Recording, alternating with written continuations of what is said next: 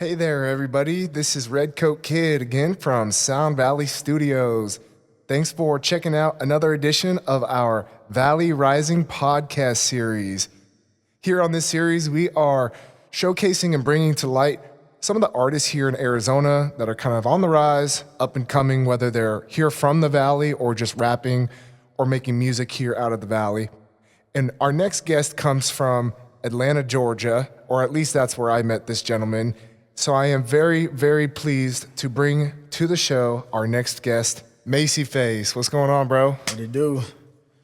So Macy, tell us a little bit about your story. We want to get to know you a little bit, tell the people kind of who you are and where you come from. So tell us a little bit about yourself and where you're from and how you got to Arizona. Yes, sir. So that story starts, way back in the days, beating on the tables in the lunchrooms, doing music with the guys, to one day it clicked that we felt that we could really come together and make some music. Okay, cool. Everybody in Atlanta is a rapper. That's one of my sayings. Everybody in Atlanta is a rapper or does music. Sure. You got JD, you got Ludacris, you got all those big dogs you want to follow. So we decided to get together and start making some music, me and a couple other guys.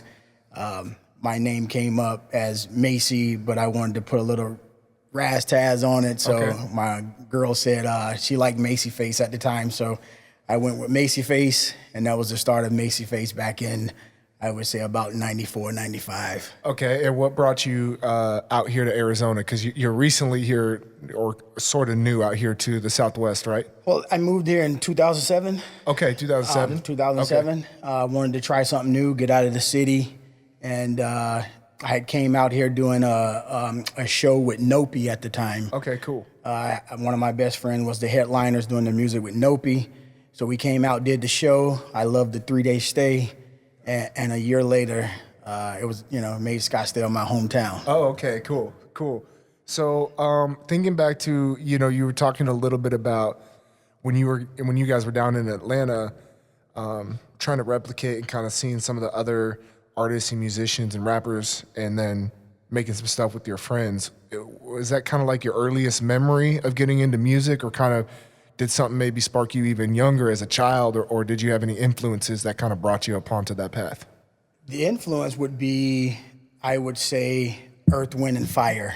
The influence would be the creation of Yo MTV. That's what I grew up around. So all the old school artists, Curtis Blow and LL Cool J and Beastie Boys, that was the influence. Nice. And then realizing that, one neighborhood over, one of our friends had the beat machine and the recording equipment and was willing to, take us on and show us a thing or two. So that's cool. That lit the fire. So if you guys back in that time, if you didn't get involved in music, or it sounds like, okay, hey, a couple of me and my homies, we started making some beats in the hood, we started making some music. Talk about what life could have been, or what you would be doing if you didn't get involved in that path, and how the arts has kind of helped shape you as a man. I would say I would probably be doing sports. Okay. Sports was my calling. Did a lot of basketball, football, and track. Kind of hit a bump in the road with one of the coaches. Okay. And that allowed me to concentrate more on doing music and doing shows and traveling with the Nopi group. That's dope. Around the country. So yeah, if it wasn't for music, I would be in the sports field easily. So let's talk a little bit about kind of your own music journey and the style that you bring to the table. So if I was to say, okay, here's somebody who's never heard a MacyFace song before, has no idea who you are, how would you describe your sound or your music to the public? I would say the majority of what I write is either motivating or uplifting.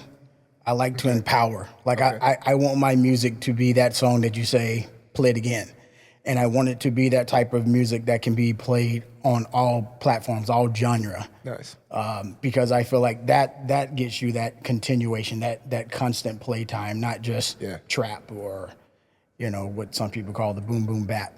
Yeah, you got to commercialize it a little bit and make sure it's got enough legs to spread and have a widespread audience. Yes. You know, especially if you're trying to compound that into a larger audience base or to grow your fans. It's important to make songs that will resonate with the people. 100%. And so if you pinhole yourself into one side or another, like you say, whether it's boom bap or reggae or this or that, doesn't matter.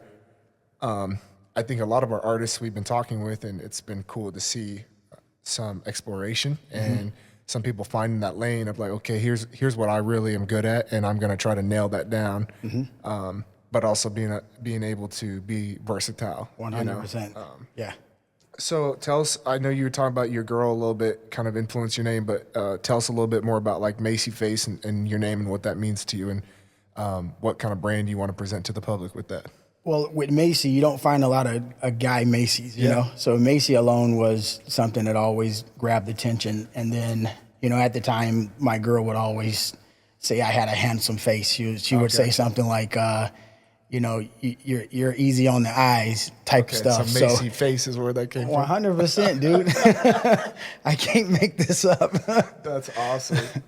Okay, take the listeners and the audience behind the scenes a little bit to let's talk maybe a little bit about your creative process and some things that people who just listen to the music on the outside may not know. So walk us through kind of like from step one of like an initial idea to like create a track and what that process looks like. Are you writing? Are you a freestyler?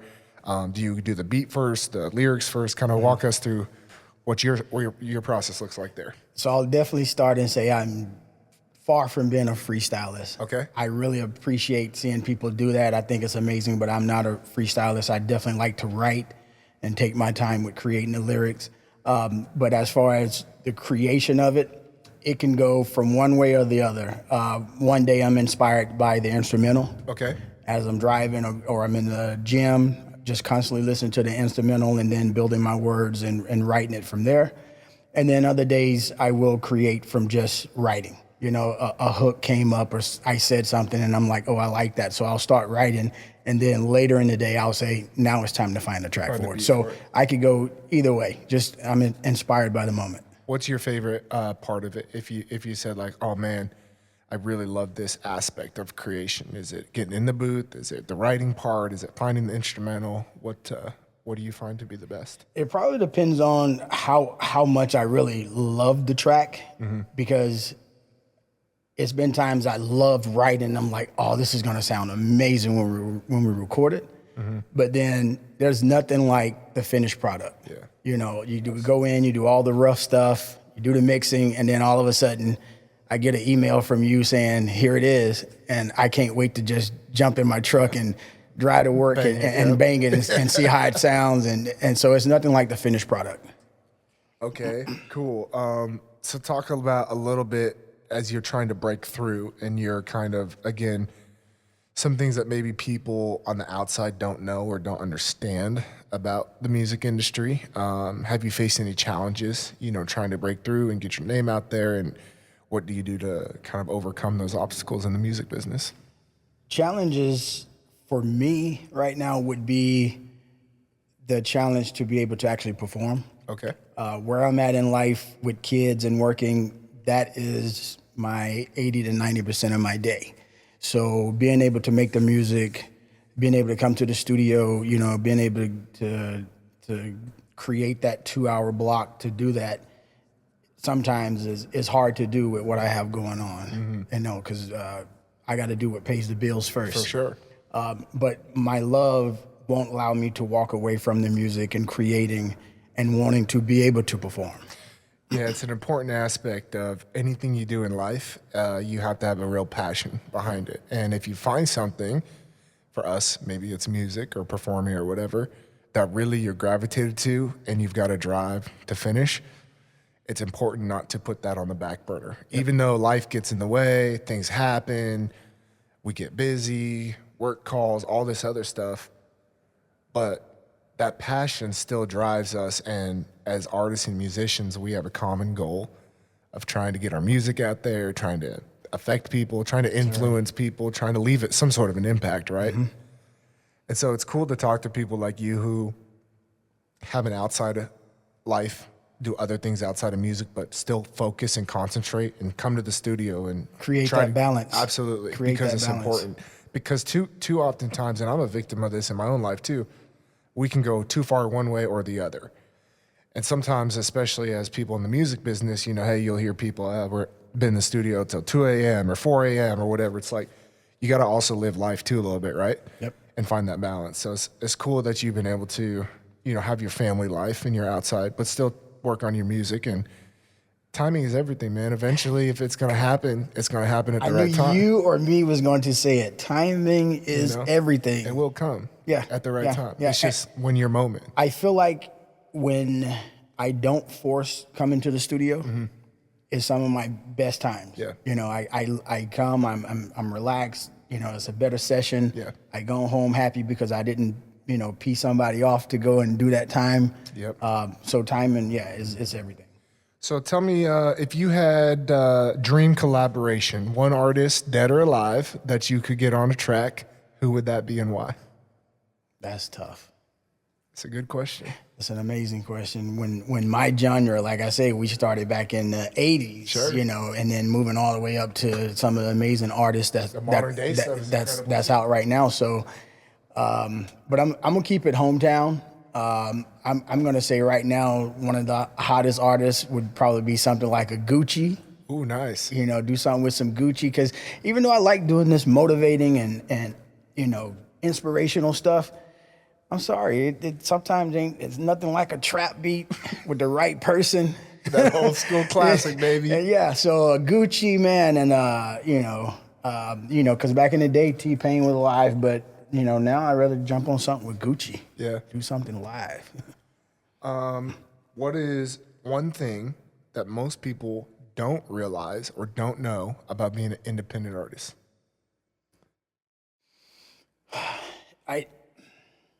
They might know this. I'm sure it comes with the territory, but what you have to out of pocket stuff that you have to shell out for this, what some may call a hobby, but it's your passion, and even if it never hits live radio, it's your hard work, earn money, but you, like I say, once again, you find a way to balance it. I find a way that recording session that is going to cost me, I don't spend that at Zips.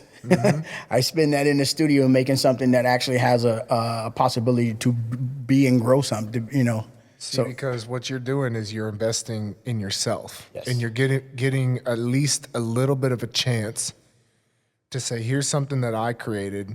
And especially in the year 2026 and as we move forward, where digital creation, viral media, TikTok reels, all that kind of stuff, one or two of those can really change a person's life if you catch on, right? 100%. I agree.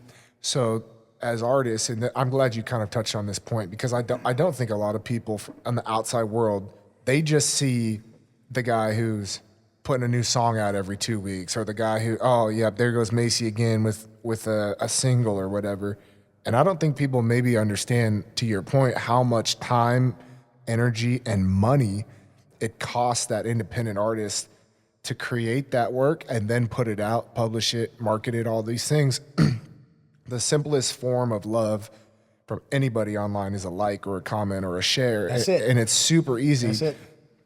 But you're giving yourself the opportunity, because there's too many people in life, they will go to Zips, or they will go to the bar, or they will go to this, that, or Jaguars, or wherever, and spend that money. And to each their own. Everybody has their things, and maybe that's their passion. But as artists, a lot of times the extra dollars, them extra tips, that extra bonus or whatever, we are putting that back into our own music. Yes, sir. So it means something to us when somebody listens or likes that or gives a share. And if we can leave some sort of even the smallest impact on one person out there, to me in my artistry, that's always been something that's positive. That's that's worth it. That's worth it for me. Exactly. So let's talk a little bit, next section, kind of about the present and the future. So what's your latest release about, and anything upcoming on the radar? Latest, I do have some stuff coming down the pipeline. With my one homie Debonair, we put some stuff out there. We jumped on real quick on this country rap fusion. Okay. Really love that. You know, us being Southern boys was able to tap into what really, you know, was like home for us. Cool. And then lately, right now, I'm writing, like I say, take it back to the streets. I love a good street beat with the right hook. I feel like it can go away from being too hood, you know, not making it too hood. Because matter of fact, I've seen enough tracks where kids, family members can sing along, and it straight up is a hood track, or it's a you know, it's a street track. Yeah. But when you do it right, you make it so that anybody can sing along. So I like tapping back into that. And something that many people might not know is I've got a little bit of a surprise, and that is that MacyFace is actually going to be featured on one of my songs here coming up. He's our first guest that's actually been invited to be on one of my records. So more to come. Some country style records coming out. So there's a little bit of a sneak peek. I haven't let the cat out of the bag yet, but some other music that you can be watching out for. Macy coming down the road. Yes, sir. Where do you see yourself in the next like 3 to 5 years in this journey? Is it something you're trying to, and we've talked a little bit about getting on more shows and stuff like that, but how far do you want to go? Is it something you'd like to keep kind of as a hobby, or where do you see the music taking off for you? I want to take it as far as I can take it without disrupting my home day to day. Cool.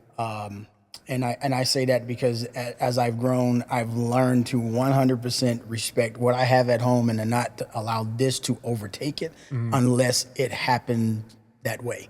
So I'll tell you a serious question I asked my lady one day. I said, what would you do if one of these songs blow up and immediately the phone starts ringing and we just get all this attention? I said, what would you do? Like, how would you take it? Because it's going to affect her, right? Like it affects everybody, not just me.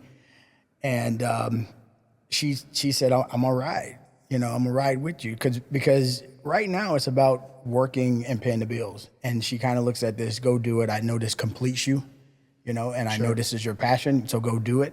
But if one song was to spring, you know, and that changes and that becomes the main thing, are you ready for me to be in the limelight? You know, are you ready for me to get this type of attention? And she said she you know, she's gonna ride. So I had to ask that question. It's an interesting proposition. In my past, I've asked a similar question, and it sounds, I think, almost conceited, but it's almost like, can you date the star quarterback kind of thing, right? And I think it's a fine line, especially in relationships, because when talking about things like that, it's no disrespect ever. There's never. I think I'm better than the other person or anything like that. But it does come with the territory, Yes, right? it does. So Yes. For the analogy, let's say you are the star quarterback and you can throw the 70-yard pass and you're getting all these honors and awards and everything. Yeah, the team is still there. They're still winning. But the girl with the star quarterback, that's everybody's looking at that, right? And so it's interesting because I think that it takes a certain kind of relationship or kind of partner to be with people in music. And I don't think that is always understood by the other side and vice versa. I think sometimes as musicians, we get too caught up in the things that we have going on and all the things on our side. And sometimes we have to see, you know, the field on the other side is green too, right? Yeah. So it's a two-way street, but it's just, it's good to kind of clear that and understand, hey, this could happen. But B, it's important for people to know, whether you're on the artist side or in a relationship with an artist, that everything, a lot of times, that comes with what we're doing and what we're trying to build is for both people in that relationship and for the future. So it's a positive thing. And I've struggled in a lot of my relationships with almost sometimes feeling like it's perceived as a negative or that it's taking time away from the relationship. Yep. When in reality, what I'm trying to do is build for the future, right? And so there's an interesting balance to try to understand that dynamic between, especially men and women, male and female, and we think differently. A lot of times men have some more logistical format thoughts in their head, and women a lot of times think on emotions. And so it can be a unique balance being in a relationship. And I'm glad we dove into this a little bit, right? And so talk about kind of how she says, okay, I'm down for the ride, but understands also that this is part of what you do and what you're trying to get to. And the attention that it grabs, you know, that it could grab is, I don't want her to think, well, I guess some people say it changes you. Money changes you, you know, the fame could change you. Mm-hmm. But it was that type of question that if it changed tomorrow, I wouldn't want her to go away just because of the fame, because you know that I'm going to get even more busier. You know, it's going to be more studio time. It's for the house. It's for the fam. Is what it is for. So, I just had to ask that, because it's important. Me, when I make a song and I put it out there, I feel that's the feeling I'm putting out there when I'm throwing it in the universe, is saying the right person is going to hear this, and it's going to take off, and that's just, you know, that's my feeling. So when you put those out, is there kind of a certain feeling or a certain emotion that you want your listeners to have when they're hitting that Macy song? I know you talked a little bit about stuff that's got some energy and a purpose and some motivation. Touch a little bit on what you want people to kind of experience with your music. It has to, whether it's the sound or what I'm saying, it has to have that whatever makes them want to play it again. Or if it's played again, for it not to be, I'm over it. Monotonous. So, and what's crazy is I'll listen to it so many times to see if I'm getting over it, and I don't get over it. And I'm like, not just because I'm the artist, I'm saying I'm finding other reasons to continue listening to it. Like, I can play it on a sunny day. Can you play it on a rainy day? Yeah, I can play it on a rainy day too. Okay, this that jam. If you could give any other kind of aspiring artist some advice from your own shoes, what would that be? The one that my mom gave me before she passed. She said, don't never stop. Don't give up. Don't give up. You know, find a reason to keep doing it. You know, if you haven't made it, you don't have a Grammy, you haven't signed a deal, so what? Like, you're able to still record, still put it out there. It's even easier to put it out there now. You know, so you're able to put it out there, and what used to be, I want to hear my song on the radio. Now your song is halfway on the radio because it's on Spotify and it's on all these platforms. So it might not be on the actual radio station, but people can open their apps and listen to you. You know, it's there. So don't give up. Okay, cool. So the last section I usually take people through is a little bit of a twist. It's kind of fun and personal. So some of these questions throw people for a little bit of a loop. Go. But if I looked in your playlist right now, what's the most unexpected song that I'm gonna find on Macy's phone? You have nothing to worry about with me, because I'm a. You got some crazy stuff on there? No. I'm a gym rat, so like I listen to a lot of Pandora, and I really don't. You might find meditation music, but that ain't crazy, right? Okay, that's not crazy. And then if you find something other than that, it might be because my baby girl listened to my phone, so there you got some Sabrina Carpenter on there and stuff like that. What they call these the one from the Korean, the K-pop. The K-pop. I got some K-pop on there. Some Taylor Swift. K-pop mainly though. That's awesome. That's hilarious. But then what's crazy lately? I've been stuck on Shawty Low.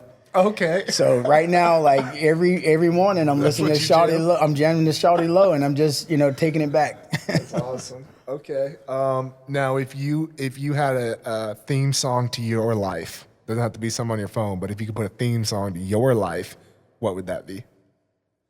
This is probably the hardest question that I give people. Theme song.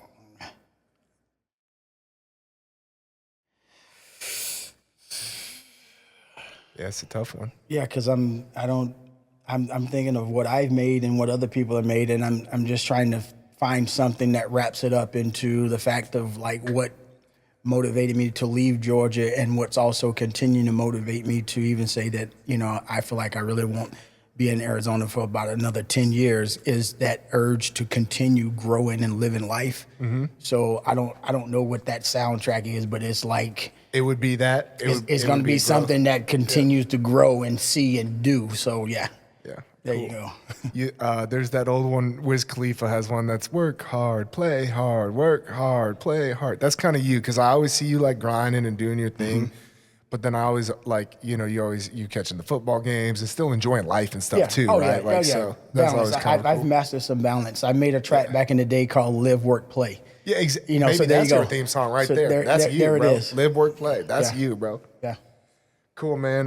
So do you have any like pre-show rituals or anything kind of like funky or different? You only eat red M&Ms before you perform or anything different? You always hear these crazy things from artists about shows. You got anything on your rider? You know what I like? I like to go into everything just raw. I don't like to study. I don't like to listen. I like to be nervous. Yeah. Like I just want to go in raw. And then once, the first tune or the first words, is spoken, that little bit of nervousness is gone, and then it's like, okay, let's do this. Yeah, let's do this. Cool, man. When we performed back with Nopi back in the day, and we get out on stage, and it'd be like you say, 1 minute it's 10 people out there, next minute is 50. We treated those 10 like 50, and we treated those 50 like it was at the Atlanta Motor Speedway. Absolutely. Where there was 5,000, and we just, as soon as the music dropped, we just do our thing. Out there did it. Yeah, that's awesome, man. Yeah. Well, thank you, bro, for coming on the show here today. Before we jump off, tell people a little bit about where they can find you. I'm assuming out there on all platforms and stuff. Drop your handle and stuff like that so the folks know where to find your stuff. Yes, sir. So right now, MacyFace, there is MacyFace on YouTube. You also can find MacyFace on Spotify and on Instagram. I am under my GA name, Macy Lindley. You heard the man. Go search him up. Go find his music. Go follow him. Show some support here to these Arizona artists who are doing incredible work here out of the Southwest. Like I said, whether they're here from Arizona, they showed up to Arizona recently, or they've been here since 2007. We're bringing some light and some feedback and some effort into showcasing these incredible acts. Arizona has so much to offer. The Southwest has so many incredible people, and we just really thank you guys for taking any part of your day to check us out, listen, and hear some of these stories. So AZ is hot. AZ is hot, man. Until next time, I'm Redcoat Kid. Thank you for watching another episode of the Valley Rising series, and we'll see you next time. MacyFace.